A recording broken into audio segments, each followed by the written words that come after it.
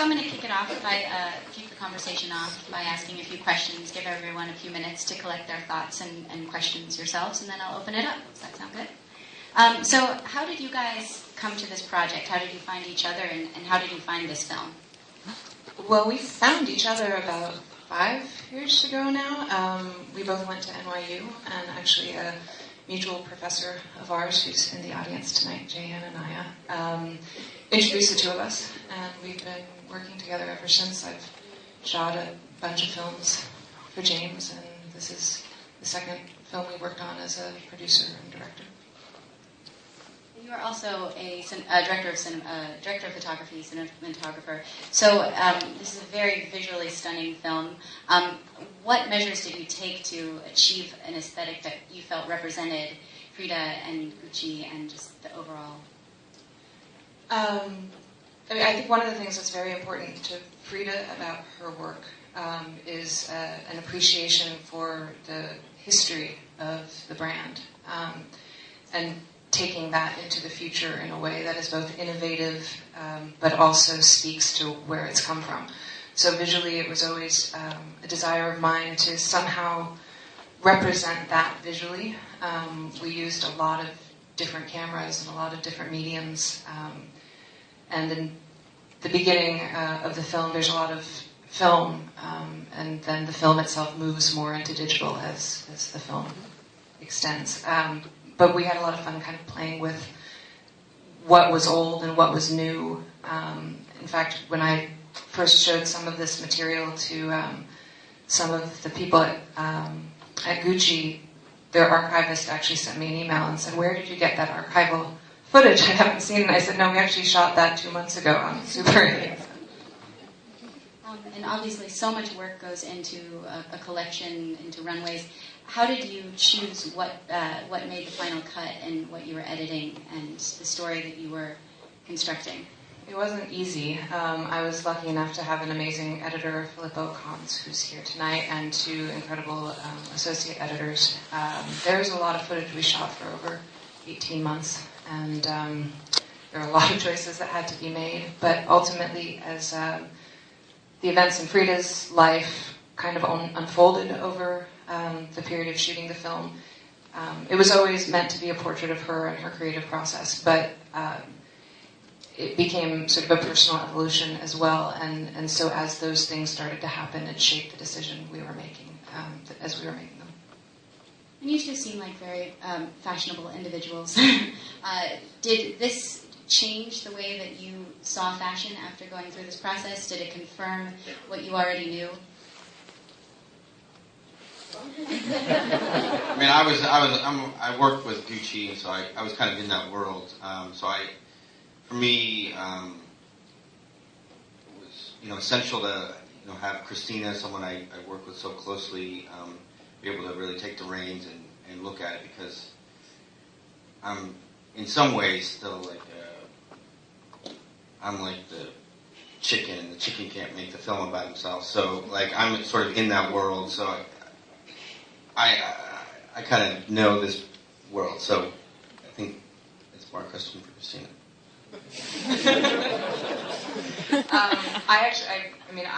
I grew up with a great appreciation for fashion. My Hungarian great aunts were dressmakers and designers in Hungary for the opera and for the circus before they moved to the States. And my great aunt Vali opened up a couture shop on Lexington Avenue and 74th Street in the 60s. And so I kind of grew up underfoot there and running errands down to the garment district to buy findings or zippers or fabric for them. So I've always been fascinated by that world. I think in another universe I could have very happily gone into fashion because I think it stimulates the same part of my creative mind as filmmaking does. But James is right. I mean, I didn't know this world at all. I knew 2 little old ladies in a second floor apartment, in New York City with a handful of clients. So it was fascinating to really understand how much work goes into every bag or dress or pair of shoes that you pick up when you go into a store, and how many hands have touched it, how many stages it's gone through to go from an idea to a physical object in your hand, and not only that, but what kind of universe has been built around it. The shows are, are a spectacle, and they're an experience not unlike going to the theater or going to a film. It really is, as Frida says, it's creating a dream, and so it comes down to the music, to the casting process, to the lighting, to the chandelier and the awning. It's all part of the same experience. So it was fascinating to see how infinitely complex that was. Let's open it up to the audience. Everyone's very shy. It's okay. She's very nice. Oh, yes, over here in the front. We'll take you, Miss, on the aisle, and then right behind you. Hi, congratulations on a beautiful film. Thank you. I noticed you didn't have captions, not just subtitles, but crediting who the editor and the people in which film were. Was that an aesthetic decision or a conceptual one to focus on that? It was sort of both. We went back and forth on this a lot. Partially, it's because there are so many people to identify in the film that it felt like it would be kind of a overwhelming information-wise and stimulus-wise. It didn't feel right. We put them in and then took them out and then put some in, and then it didn't make sense just to have some and not others. So we opted to take them out. It broke up something aesthetically in the film that wasn't working. There's also a wonderful verite feel to it. I mean, the camera seems almost invisible to your subjects, so I think that I don't know if it was. It's a compliment to be considered invisible in this kind of work, so thank you. And the woman right behind her, yes. Hi, Christina. Hi, James. I'm the intentions and the goals we had for making the films, looking at it now, is there anything we've done differently?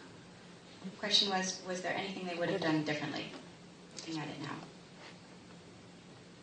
I don't know. I think the short answer is probably not. I mean, anytime you make a film, it's a bit of a dance, and the most important thing to me is creating a feeling of comfort and trust with whomever you are making that film with or about. And that takes time. I mean, we shot this film over 18 months, and most of the material is from, I think, the last 9 months of shooting, partially for that reason, because at that point we started to disappear a little bit more. We were barging into places where cameras hadn't been before, and in an environment that was not with un-camera savvy people. I mean, fashion is a world of cameras, and so when a camera's in a place where a camera doesn't usually go, it's like, everyone's looking at the camera. So no, I mean, one of the things I will say is that, I had such a luxury of working with so many amazing people on this film. And I think, it taught me a lot about how collaborative the medium is. Often as a shooter, doing documentaries can be you and a camera by yourself in a rental car, and there is some pleasant parallel between the collaborative nature of the work that Frida does and the collaborative nature of the work that we were doing on this film, and how many people got to touch it and how many people's input played into what you see in front of you. So, long answer to a short question is I'm really happy with the way the film unfolded, and I don't think I would have changed how I approached it. I think also, like with a movie like this, not with every documentary, but with a documentary like this, one of the biggest creative decisions is the subject, and then you decide, all right, how are you going to follow that subject? But it's you don't go in. With a lot of our projects, you don't go into it with an agenda. It's about just being an observer and seeing what there is to find, and then also being able to capture that in the best way, which are all things that Christina's incredibly good at, and which is the reason she did this, and she was able to why Gucci would allow her to come and film everything. And so it's like this. So once you choose your subject, that sort of shapes everything, and you just shoot for as long as you think is necessary, and then you see what you have, and it'll sort of speak to you how it wants to take its shape.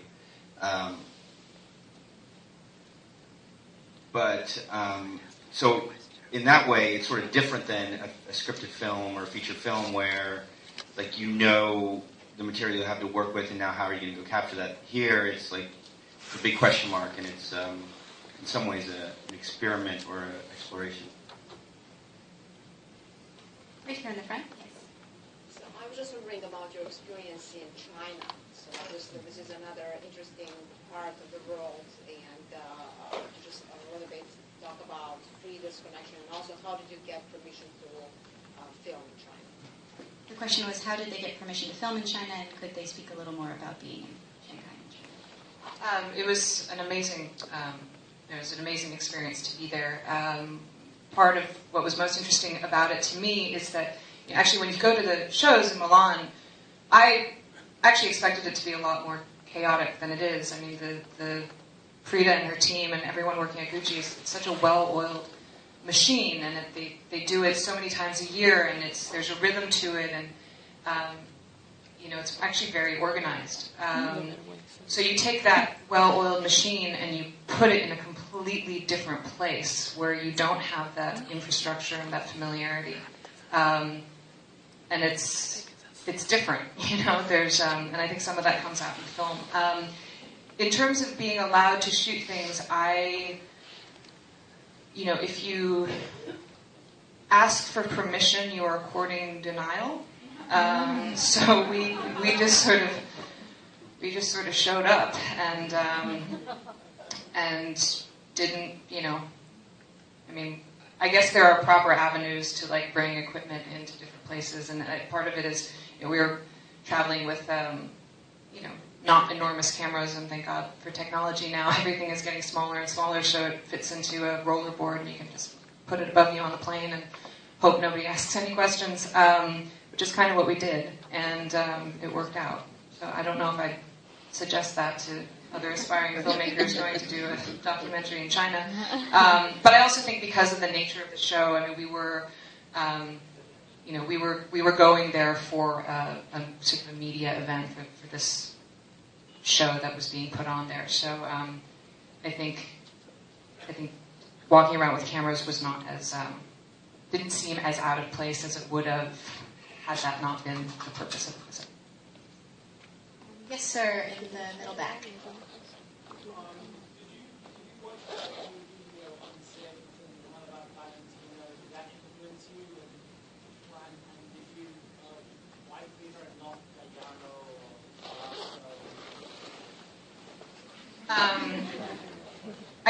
I've seen probably most of the fashion documentaries in the canon.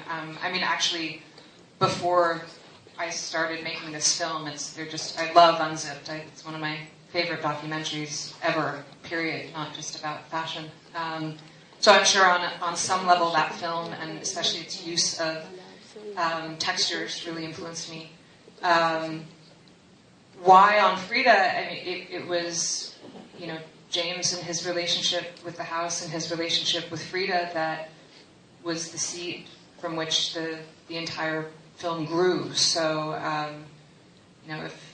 if I hadn't made it on Frida, I don't think I would have made it on anyone else. I think the film is what it is because of that friendship and that relationship and the trust that Gucci had for James and through James for me to let us behind doors that other people hadn't been allowed behind before. I think we have time for one more question. Yeah. Yes. This is not related to the movie, but are you guys wearing Gucci tonight? Okay, that was a quick one, though, so we can go deep right here. It's for James. You know Frida for a long time, so I'd like to know, how is it for you to represent, to be the face of Gucci for all these years? Because I saw you in Brazil at the Gucci opening store, and it was amazing for us to see you in a very beautiful outfit. And Another question. Yeah, I've worked with Gucci for a while now.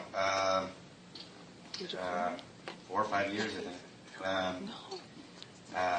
Longer than I've known Christina, actually.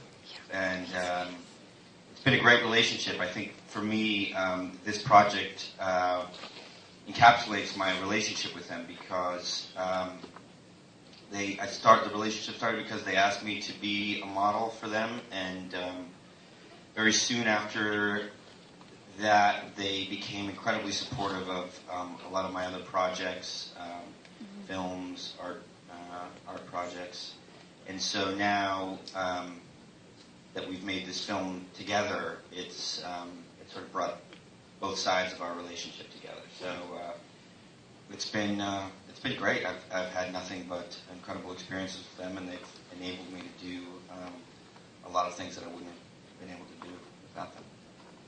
thank you. And before we say goodnight, I want to remind you all that upon entry, you receive Heineken Audience Award ballots. Please get that out now, and remember to vote because one lucky filmmaker will win $25,000. So it's kind of important. So Thank you for coming. We really wanted to show this movie at Tribeca, so you're the audience we wanted to show it to. Thank you.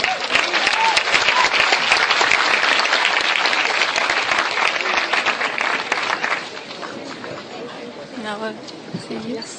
You answered my question. Did you get this? James is behind you. Oh,